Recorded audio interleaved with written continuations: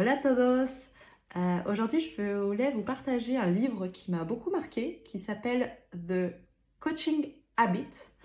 Ce livre, il parle de la posture de coach et de comment développer finalement cette posture qui n'est pas naturelle, parce que c'est vrai que à l'école ou dans notre pratique professionnelle, on nous apprend plutôt à être dans une posture de conseil, donc d'expert, plus que de coach.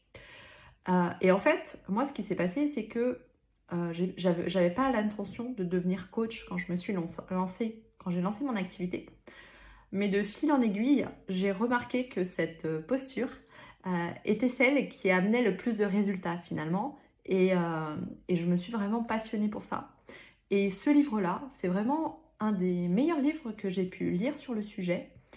Et ce que j'ai bien apprécié, et c'est pour ça que je le relis régulièrement, c'est que l'auteur partage des principes, mais aussi des questions hyper précises qui nous permettent finalement de orienter un échange, cadrer un échange de façon constructive.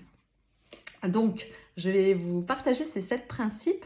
Le premier principe, c'est ouvrir le dialogue tout en restant assez précis. Dans le sens où vous avez sans doute remarqué, quand on échange avec un client, on a souvent euh, tendance à divaguer, et c'est normal parce que c'est ce qui rend l'échange humain, mais on peut divaguer de façon constructive. Et pour divaguer de façon constructive, l'auteur il propose une question qui est qu'est-ce qui occupe vos pensées en ce moment? Cette question, mine de rien, elle permet de vraiment aller droit au but sur l'intention de la séance. Donc ça, c'est le premier point, le premier principe. Le deuxième principe, c'est explorer toutes les possibilités. Alors, par rapport à un consultant, on n'attend pas d'un coach forcément qu'il sache tout. On attend de lui, par contre, qu'il ouvre le champ des possibles. Et pour cela, parce que plus on ouvre le champ des possibles, plus on va avoir de résultats positifs. Parce que le client va peut-être envisager des pistes qu'il n'avait pas envisagées. Et donc pour faire ça, la question la plus simple et naturelle, c'est de bien penser à poser la question « et quoi d'autre ?» Est-ce que vous pensez à autre chose? De toujours essayer vraiment de couvrir le spectre du sujet. Donc ça, c'est le deuxième principe. Le troisième principe, c'est d'impliquer au maximum le client, même s'il essaye de détourner la conversation. Alors souvent, on voit dans les accompagnements que la conversation, elle dévie sur un autre sujet ou une autre personne qui n'est pas là. Et donc, on ne peut pas coacher une personne qui n'est pas là. Et donc, on ne peut pas accompagner une personne qui n'est pas là. Il faut vraiment qu'on accompagne la personne qui est en face de nous. Parce que sinon, ça sera inutile. Ça sera toujours trouver des responsables ailleurs ou des raisons pour ne pas faire ce qu'on a à faire. Et ça ne permet pas de faire avancer le schmilblick.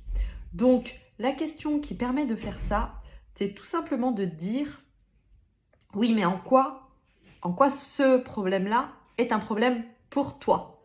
C'est bien de spécifier pour la personne que l'on accompagne, en quoi c'est dérangeant.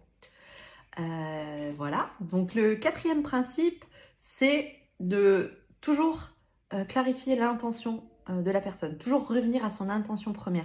C'est-à-dire que régulièrement, on va poser la question, mais qu'est-ce que tu veux vraiment? Qu'est-ce que tu attends vraiment? Donc ça aussi, c'est une façon de recentrer l'échange. Donc le cinquième principe, qui est aussi très important, c'est de bien se mettre en posture de aidant ou accompagnant et de pas forcément essayer de chercher les solutions ou de donner des conseils qui ne sont pas demandés. Donc pour éviter de tomber dans ce piège-là, parce que nos cerveaux aiment beaucoup donner des conseils, c'est tout simplement de dire mais qu'est-ce que tu attends de moi dans cette situation? Est-ce que tu peux le préciser? Et de cette façon, on va savoir si la personne, elle attend vraiment un conseil ou si juste elle a besoin d'échanger pour clarifier ses idées. Le sixième principe, c'est de rester toujours stratégique et de bien clarifier ce qui n'est pas conscientisé et ce qui n'est pas palpable, ce qui peut être invisible. Pour cela, la question, c'est si tu acceptes ça, cette proposition, qu'est-ce que tu seras amené à refuser? Donc ça, cette question, elle permet vraiment de ramener dans la discussion tout ce qui n'est pas visible de prime abord. Et enfin, le dernier principe, c'est un principe, c'est qu'il faut toujours favoriser l'apprentissage et l'autonomie, donc l'apprentissage mutuel et l'autonomie du client. Et pour cela, en fin de séance, ce qui est bien, c'est de voir un peu qu'est-ce qui a été utile. Donc de bien peut-être préciser qu'est-ce que tu as retenu de notre conversation, qu'est-ce qui t'a marqué, qu'est-ce qui a été le plus utile pour toi. Donc ça permet vraiment de tirer profit de l'échange et de voir aussi là où on a eu le plus d'impact.